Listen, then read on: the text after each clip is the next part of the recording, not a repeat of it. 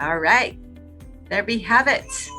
Now, okay, guys, you know what? I bet no one was able to enter this expo without an email. Everybody needs an email. So, which just tells us that email marketing is very, very crucial. You are in for some treat as you get to learn 5 email marketing best practices for SMEs. And of course, our next speaker is the regional manager for Benchmark Email, an international email marketing platform. He has over 8 years of work experience in a wide range of industries in digital marketing, sales, lead generation, new businesses, email marketing, automation marketing, customer relations, and business development. In his current position, he leads a team dedicated to assisting clients with their email marketing leads. So please welcome Mr. Yersing Noriega, all the way from Guatemala. Thank you. Thank you so much, Xavi. Thank you for the introduction, and thank you for remembering about Guatemala. So I'm super excited. I mean, looking at the previous presentation, I'm ready to go back to the Philippines. I remember back in October, I actually wanted to go and noticed that everything was closed and that I couldn't make it. But listening to this news, it's actually pretty exciting. So I understand I have a limitation on my time, so I want to go ahead and get right to it. I have a lot of information that I think is going to be very crucial for small and medium enterprises. So I'm going to go ahead and start sharing my screen. Please let me know if you guys can see it.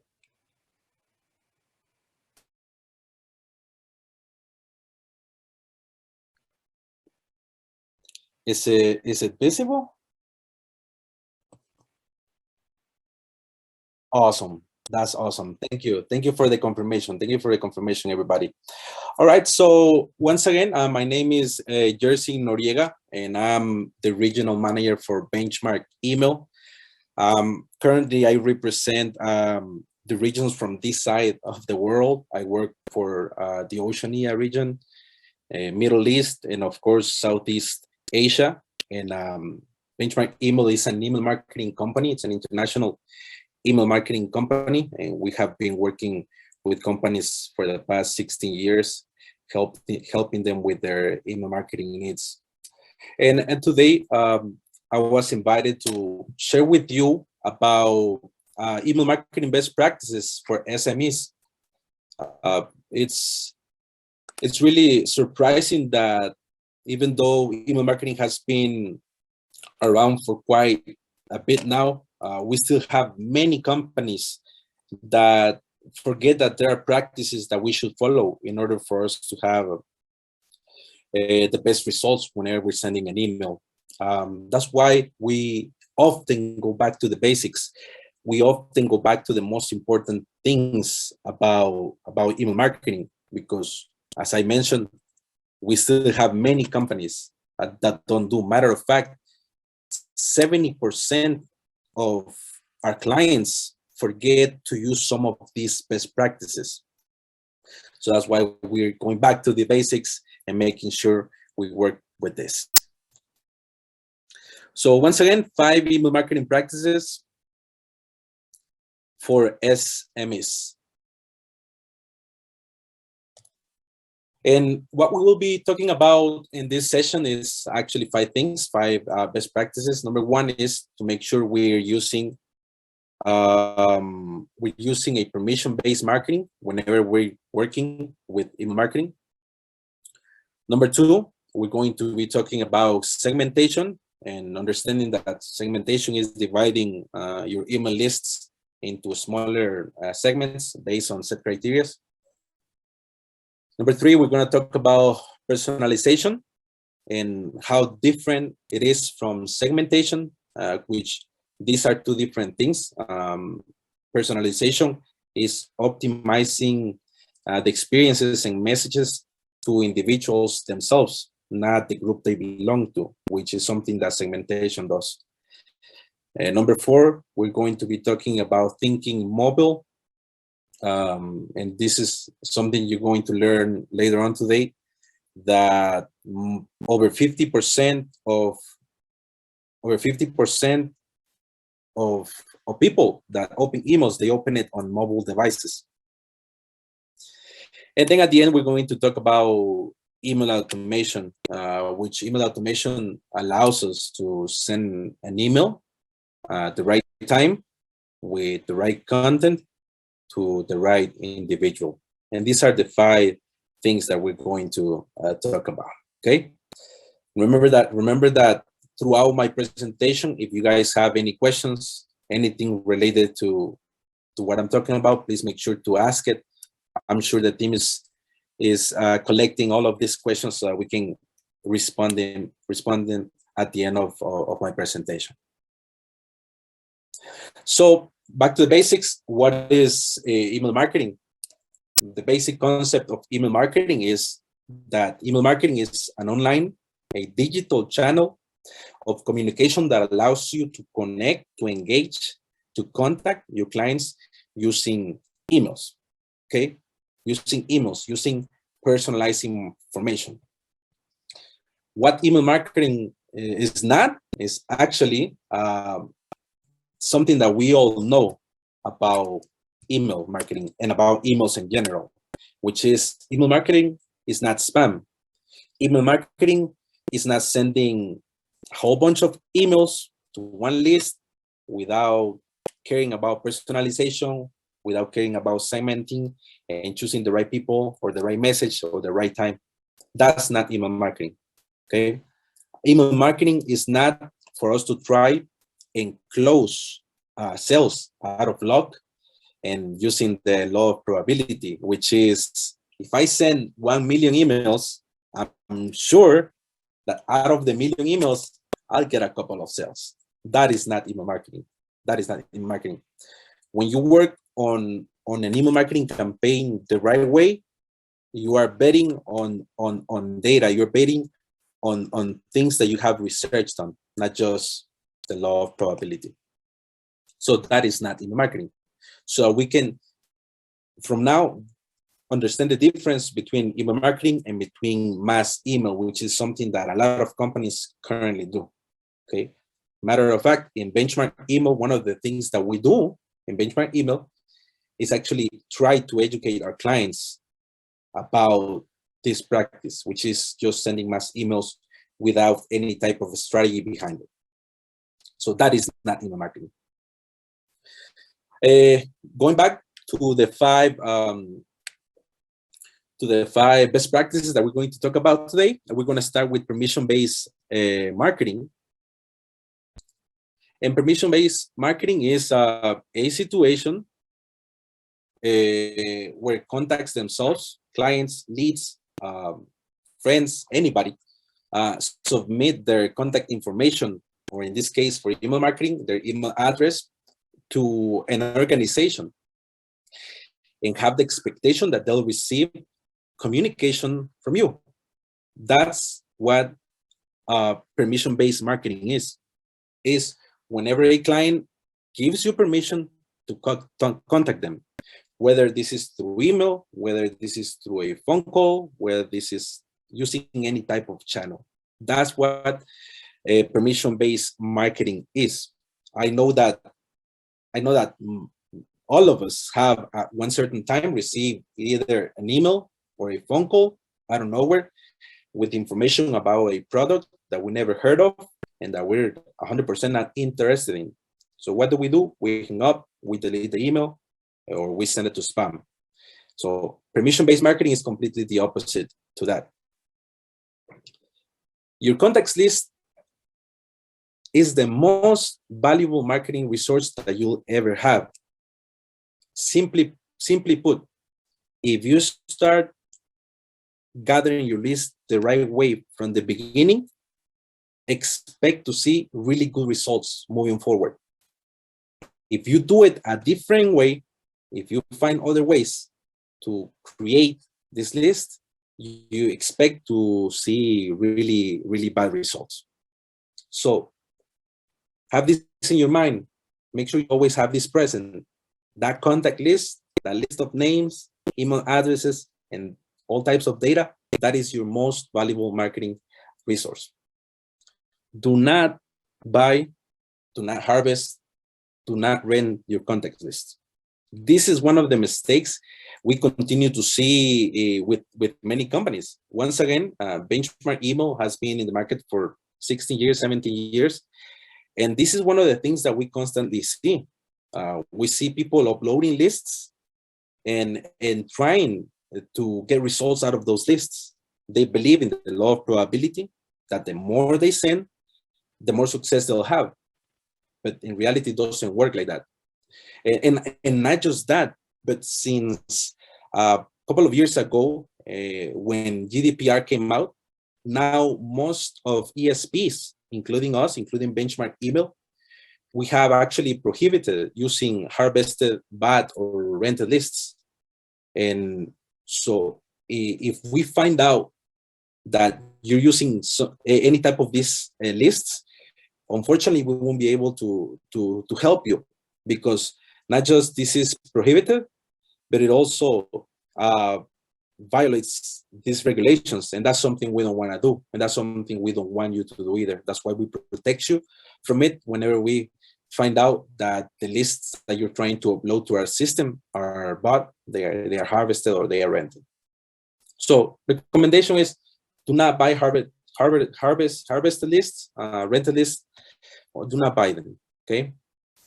Better yet, gather them yourself, build them yourself, build your list using different forms, different ways. For example, sign-up forms is one of the most common ways for you to build your list. Add a sign-up form on your website. Add a sign-up form link on your different social media channels.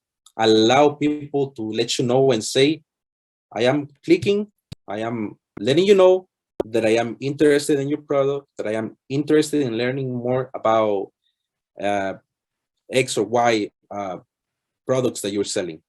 Okay. Another way for you to grow your list is through networking events like this one.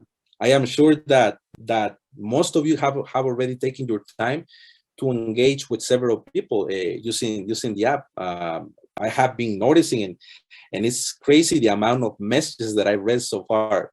And this is good, because whenever I engage with you, whenever you leave me your information, you're actually telling me, Yersing, please go ahead and contact me. Please send me information so we can have a communication, so we can talk about this or that. I already have the permission. This is permission-based marketing. This is actually what we're doing. What we're doing in this event is one of the best ways for you to grow your list.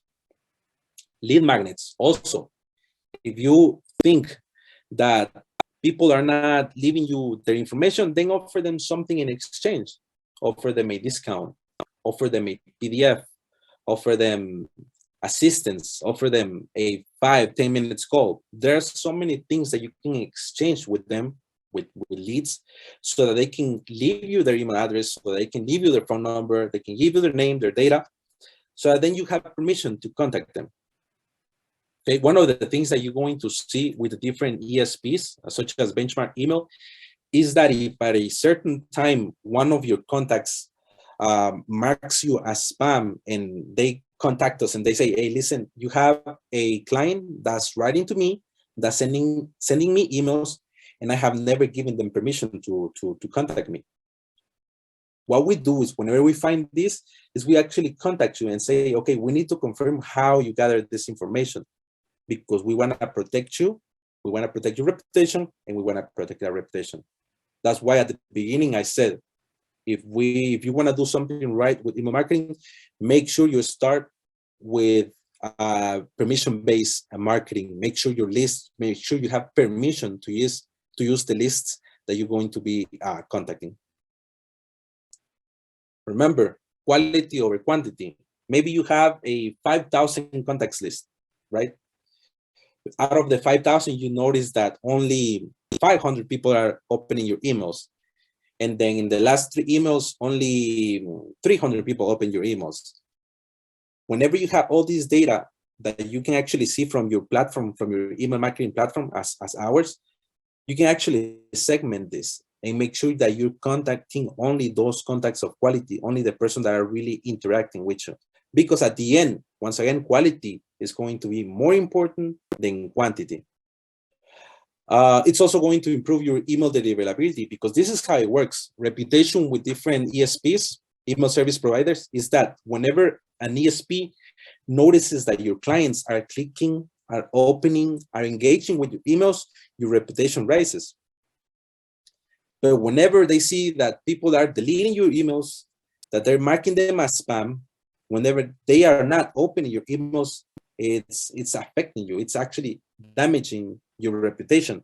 And the thing about reputation and email marketing is that you can ruin your reputation with one email campaign. If out of one email campaign, 10 people mark you as spam and 10 people complain that they never subscribe to you, that you're spamming everybody, what that means is that in that one campaign, your reputation can get affected. And for you to fix the reputation of your sending domain, it can take 6 months, 9 months, 1 year, because now you have to teach the different ESPs that you've learned about this mistake, and that you're now going to make sure you follow the right practices. But they take their time to notice the opens, to notice that people are not rejecting your emails, to notice that they are being open, to notice that you have clicks on your emails, and that takes a long time. Your most loyal customers will be those that have authorized you to receive marketing emails from your company. At the end of the day, the goal for most companies is actually to sell, right? It's actually to have their customers come back to us. Well, the most loyal customers are going to be the ones that authorize you to have an open communication with them. Okay. So once again, number one, start with permission-based marketing. Number two, segmentation.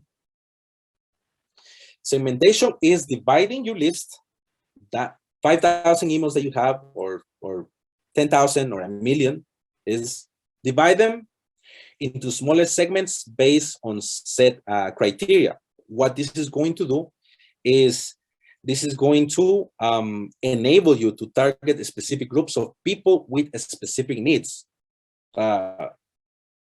Let's say, I always give this example. I remember I once went to a clothing store, and I bought me a couple of shirts and a couple of jeans, and then a couple of days after, I received a follow-up email with information about different jeans and different types of shirts. What happened? When I subscribed to their site, when they noticed my buying habits, they moved me to a selected group of people that were interested in buying jeans or buying t-shirts. And what happened with that?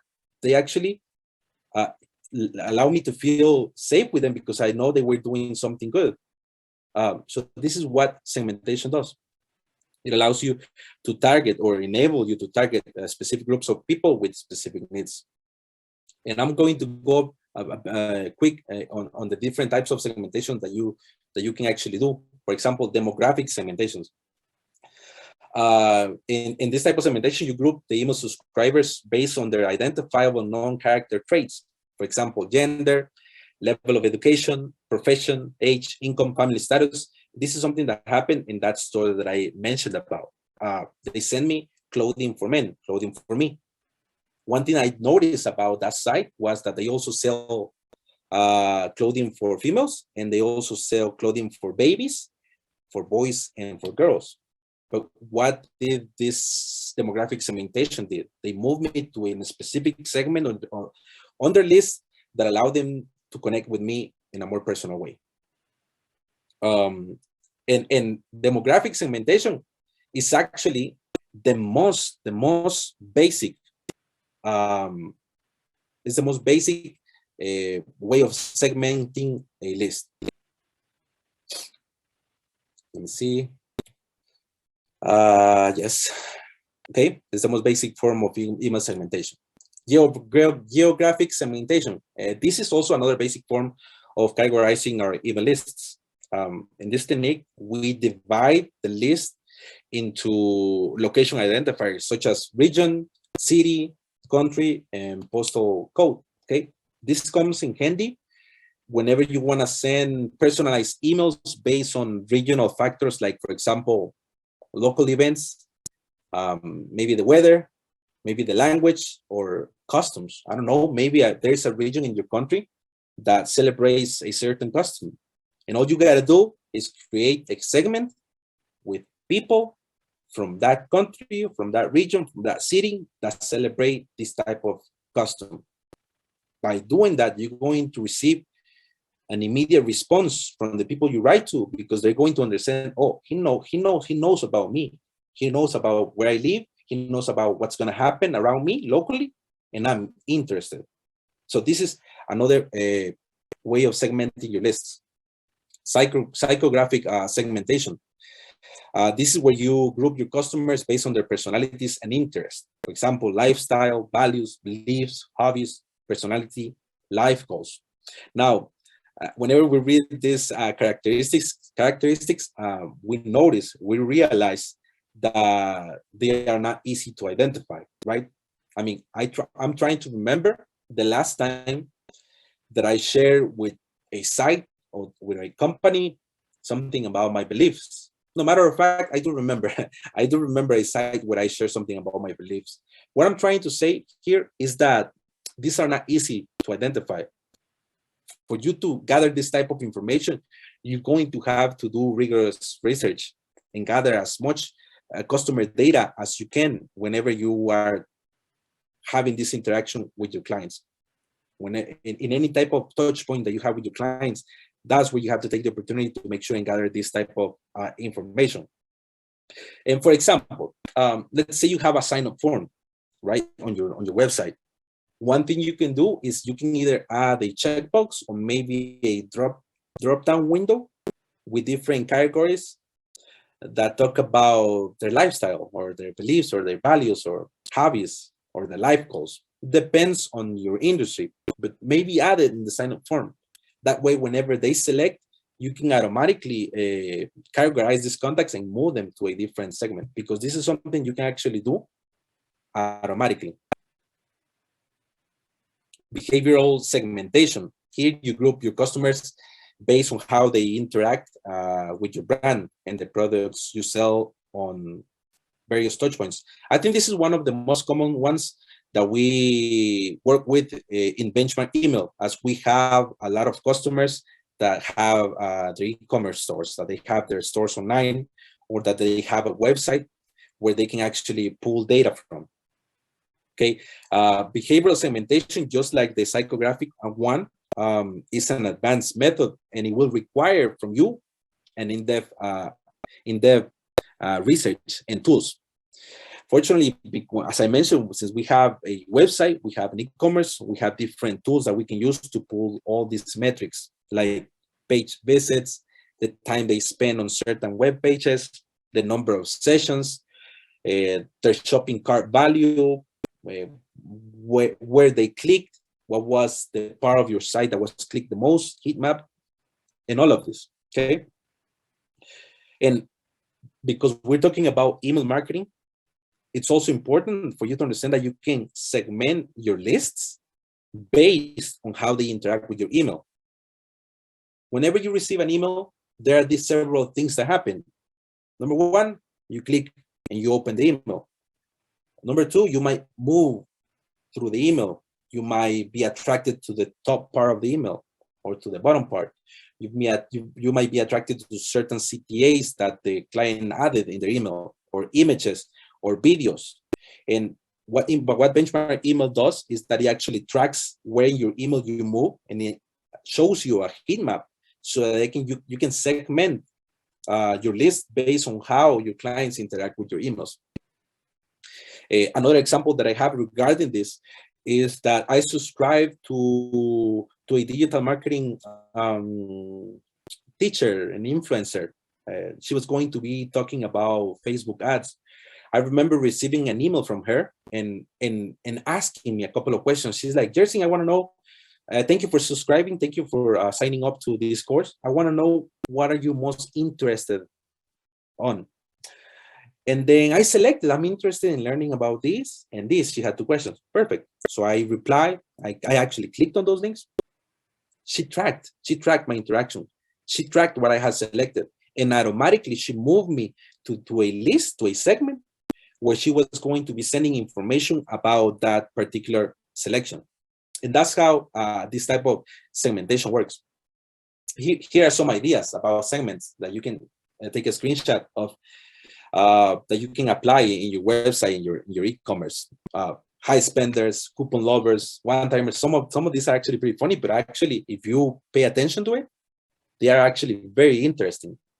For example, curious browsers, the trendy customers. We have, maybe even myself, at one point, I go after the trends. I go after, for a specific site, I just go after the trends, right? And this is something that actually can be tracked and can allow you to segment newsletter readers, special segments by location, loyal customers, etc. Your goal with segmentation is not to fight people's habits, okay? Do not try to change them. They are your customers already, and your goal should be to keep them close without making them feel uncomfortable. Once again, do not fight their habits. Stop sending them information that they did not request from you. Keep on educating them about the things that they authorize you or they ask you to send them. With doing this, you're going to increase your results. Okay, let's continue. Number 3 is personalization. Okay, personalization. As I mentioned at the beginning, the difference between segmentation and personalization is that segmentation, you're actually targeting a group of people, right? And personalization is actually making sure you connect with the individual in a personal way. Okay, that's the difference between segmentation and personalization. Personalization is when marketers use subscriber data within their email content to tailor it for the individual. I go back to the example that I gave at the beginning. Me being interested in clothing for men, me being interested in jeans, me being interested in shirts, and then days after receiving a follow-up email telling me, hey, Yersing, what did you think about your jeans? Or what did you think about your shirts? Did you like it?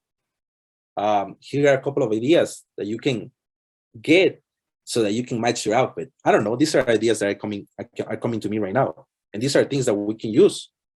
These are things that we can use to improve the results of our email marketing campaigns. This is something that's proven not just by us as an email marketing company, but by the industry in general.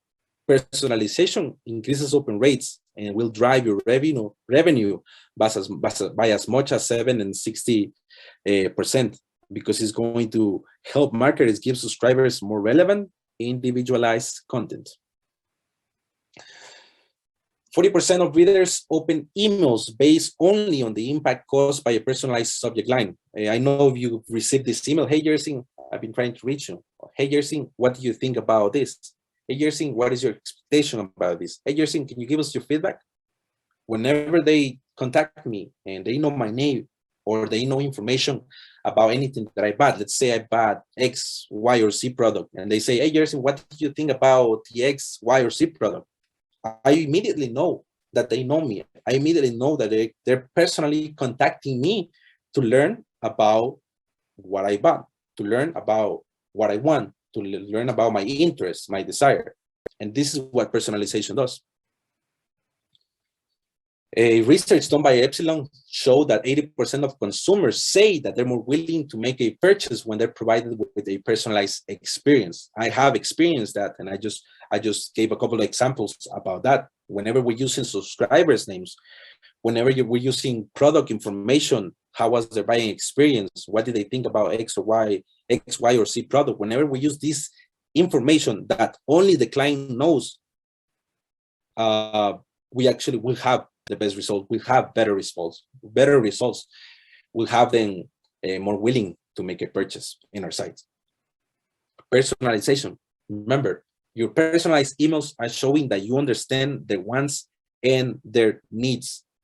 Believe it or not, As I mentioned at the beginning, 70% of our clients, and if this is happening in a company, in a platform like this is happening in the industry as a whole. 70% of companies are not personalizing their emails. So what's happening? They're missing out on letting their clients know that they understand their wants, that they understand their needs. So if we change this mentality, we change this, and we start using best practices, personalization in this case, we're going to start seeing better results. I had this page from a site, Insta page, that shows personalization statistics. I'm gonna open it just so you guys can see it, but you can review it on your own time. This actually caught my attention. We have our own statistics, but the statistics that I read here really were eye-opening. There's so many, you can read them right now, but once again, I'm gonna leave the link there for you to go afterwards. It's a link from Insta page. And as you can see, they have so many statistics about personalization in email marketing. And these are things that can help you a lot, that can help improve your results in email marketing. Okay, number 4, think mobile, think mobile, think mobile, think mobile. Believe it or not, more than 50% of emails are being opened in mobile devices. Most of the emails that I receive from this event, I open them on my mobile device. And I'm sure that most of you also follow the same trend. You guys are checking all of the emails in your mobile devices. So with having this such a high number of emails being opened in mobile device, we have a responsibility as companies to make sure that whenever we're designing our emails, whenever we're creating our emails, we're thinking mobile, we're thinking responsive design, we're thinking, I have to make sure that whenever I'm creating my email, I have to make sure that they're gonna be able to see it, they're gonna be able to read it, they're gonna be able to understand it whenever they open their emails. Because this has happened to me. And let's read this phrase. Users are more likely to immediately delete or ignore emails that when open are not easy to read, see, or understand. This has happened to me so many times. I've tried to open an email, and when I open it on my mobile device, you're gonna catch me going like this, trying to maximize the screen size to be able to read the messages, the text that they send me, or either the images are too big, or they send a whole testament in the email, a whole bunch of content, a whole bunch of copy that at the end of the day just confused me. I just didn't understand it. It just caused me to delete the email because I don't have time to read this much of information, especially if I'm not being able to read it correctly or see it correctly or understand it on a mobile device. You can see here we have different examples of how an email might look on an inbox, on a computer, on a tablet, and then on a different type of mobile device, a cell phone in this case. You can see that the information or the content that's being added there is actually being adapted to the screen size, to the type of mobile device that is being sent to.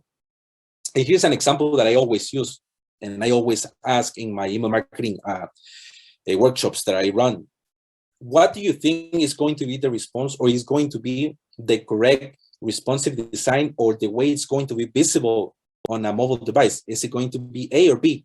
Okay, this is the image. Okay, you have the snake there, and this is the on A or B is the way that is going to be visible on a mobile device whenever you use responsive design or not. Responsive design, just to clarify, I didn't mention it at the beginning, but responsive design is when the software allows you to adapt the content of whatever you add in the email to smaller screens. So if the platform is adapting the design,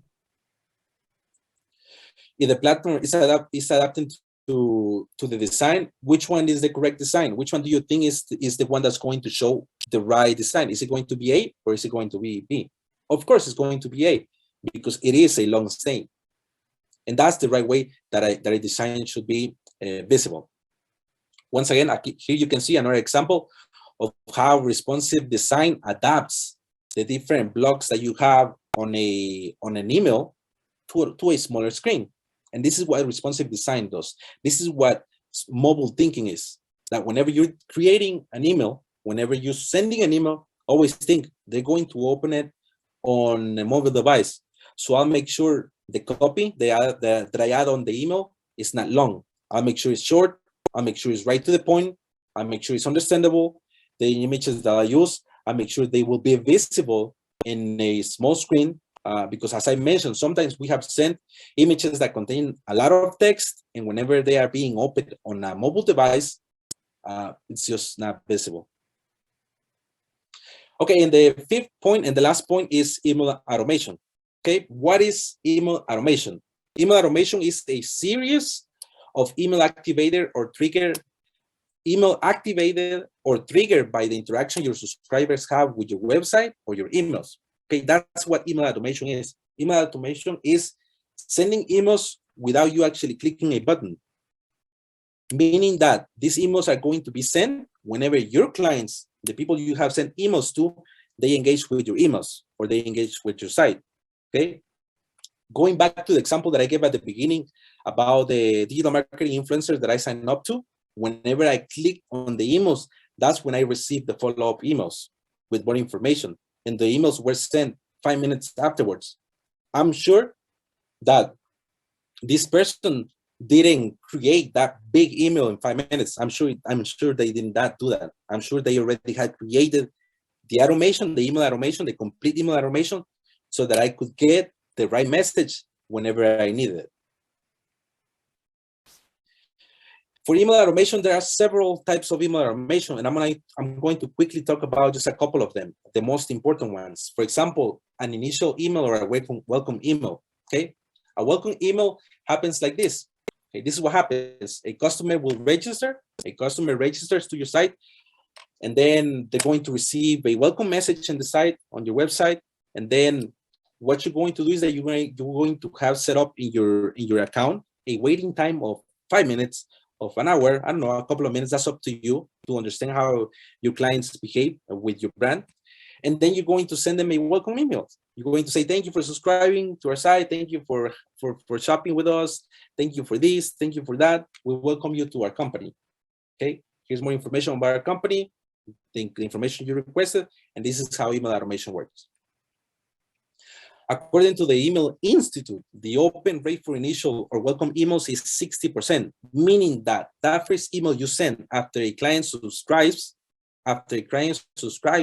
to your list, that is the most important email.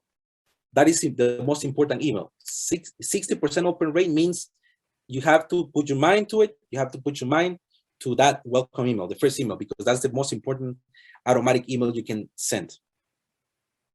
This is how it looks in our platform.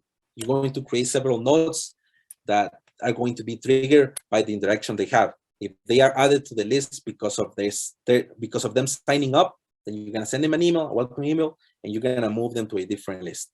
Okay. You can also automate emails based on the interaction clients have with your website.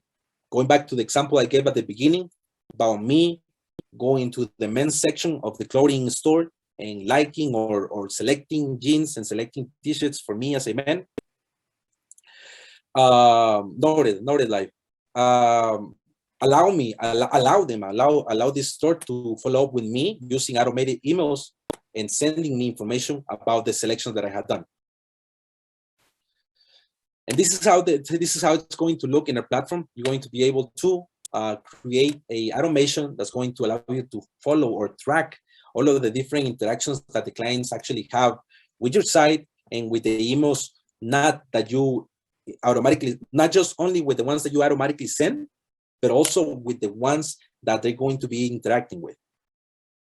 Okay, personalized email trigger on web interaction will increase the possibilities of a sale, definitely. Whenever you receive a follow-up email with information about your buying history, that's when it's going to make me realize that I should go back to the store because they know about my needs. They know about my wants. Okay, this is how they look. Sorry that it is in Spanish. I just noticed that, but this is how a journey looks in our platform. It's going to allow you to create a whole journey for any type of email automation you want to create. Okay, you're gonna be able to move contacts from a list to a different list, okay, automatically without you having to go and select clients and move them from list to list. No, you don't have to do that. You can actually create that automatically within your benchmark email account, and it's all going to be triggered by how they click or they interact with your website or your emails. Okay, opens and clicks will give you a good idea on the performance of your campaigns and will allow you to do what I just mentioned, which is to automate different actions, moving contacts from list to list or triggering more emails. Okay, email automation will allow you to get the most from your email list and will shorten the sales process. And I'm going to quickly show a sales process here. This is how everything works. You have a raw lead, you have a visitor that goes to your site. And this is what the marketing automation is going to do. That site that you see there, marked as marketing automation, that's all happening automatically. You already took your time to prepare the whole automation, but all of this is happening automatically, and it's being triggered by how your clients engage with your emails and your website. Okay, this is how that campaign is going to look in the platform within your benchmark email account. This is how it's prepared. This is how it's going to be looked at. And we're going to have more information about this in our booth. Remember that you can always contact us so that we can give you the right information. So to finish this last part of the best practices, remember that with email automation, you can send the right message to the right person at the right time. And believe it or not, this actually can be done automatically. And the client can feel as if you're personally writing to them the message. And this is it. These are the 5 best practices that you should follow whenever you're working with email marketing campaigns. We have a QA prepared. We have many questions, but due to the time constraint, what we're going to do is we're going to be responding to you individually. We're going to be answering any questions that you have. And please, if you have more throughout these days, let us know and we're here to assist you. Thank you so much once again, Mr. Yersing, for your time. Thank you so much for enlightening us and educating us with regards to email marketing. And of course, guys, once again, kindly please visit Benchmark's virtual booth. And you know what? They will give a 50% discount to all their attendees. So kindly visit them once again, guys. Once again, thank you so much, Mr. Yersing.